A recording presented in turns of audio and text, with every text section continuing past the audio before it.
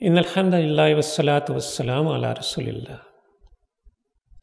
ناظرین کرام، سچی محبت کرنے والے کے دل میں ہمیشہ یہ جذبہ موجود رہتا ہے کہ وہ اپنی جان، اپنا مال، اپنا سب کچھ اپنے محبوب پر قربان کر دے۔ تاریخ اسلام صحابہ کرام رضی اللہ تعالیٰ عنہم کی جانثاری کے واقعات سے بھری پڑی ہے۔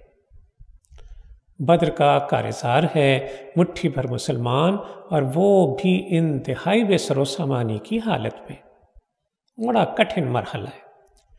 رسول اللہ صلی اللہ علیہ وسلم صحابہ کرام رضی اللہ تعالیٰ عنہ مجمعین سے مشاورت فرماتے ہیں۔ مقداد بن اسود رضی اللہ تعالیٰ عنہ کھڑے ہوتے ہیں اور بڑی مختصر مگر جان نچھاور کرنے والے کلمات کہتے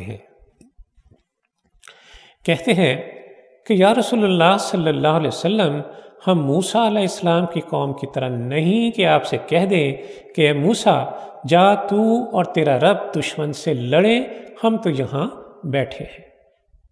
یا رسول اللہ صلی اللہ علیہ وسلم، قسم ہے اس ذات کی جس کے قبضے میں ہماری جانیں ہیں، ہم آپ کے دائیں سے لڑیں گے، ہم آپ کے بائیں سے لڑیں گے، ہم آپ کے آگے سے لڑیں گے، ہم آپ کے پیچھے سے لڑیں گے، واللہ جب تک ہماری آنکھ میں ایک بھی پتلی گردش کرتی ہے ہم آپ کا ساتھ نہیں چھوڑیں گے۔ تو بھائیو، یہ ہے رسول اللہ صلی اللہ علیہ وسلم سے حقیقی محبت کی ایک تصویر۔ اسی طرح احد کا نازک مرحلہ درپیش ہے۔ ایک محب صادق خاک اور خون میں نہایا ہوا ہے۔ نام ہے سعد بن ربیع رضی اللہ تعالی عنہ۔ جسم پر تیر اور تلواروں کے 70 سے زائد زخم، جان لبوں پر ہے مگر دم رخصت فکر ہے تو کس بات کا۔ زید رضی اللہ تعالیٰ عنہ فرماتے ہیں کہ احد کے دن رسول اللہ صلی اللہ علیہ وسلم نے مجھے سعد بن ربیع کی تلاش میں بھیجا اور فرمایا کہ اگر سعد مل جائے تو اسے میرا سلام کہنا اور کہنا کہ رسول اللہ صلی اللہ علیہ وسلم تمہارا حال دریافت کرتے ہیں۔ کہتے ہیں کہ میں مقتولین احد میں ڈھونڈتا ڈھونڈتا ان تک پہنچا تو وہ اپنے آخری سانس لے رہے تھے۔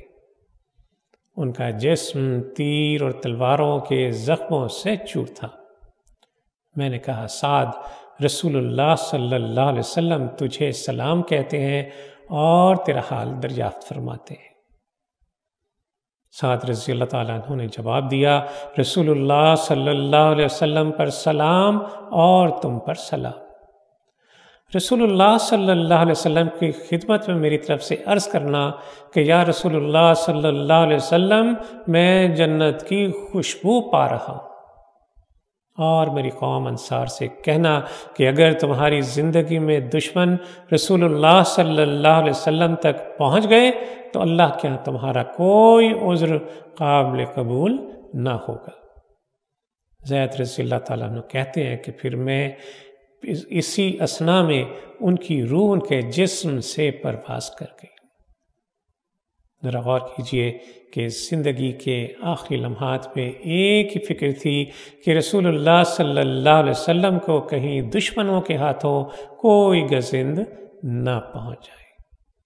اللہ عز و جل سے دعا ہے کہ ہمیں بھی رسول اللہ صلی اللہ علیہ وسلم سے حقیقی محبت کی توفیق عطا ہو جائے، ہم اپنی جانیں اور اپنا مال اللہ کی دین کی راہ میں لگانے والے بن جائیں۔ ہم جب اللہ کے حضور حاضر ہوں تو وہ ہم سے راضی ہو۔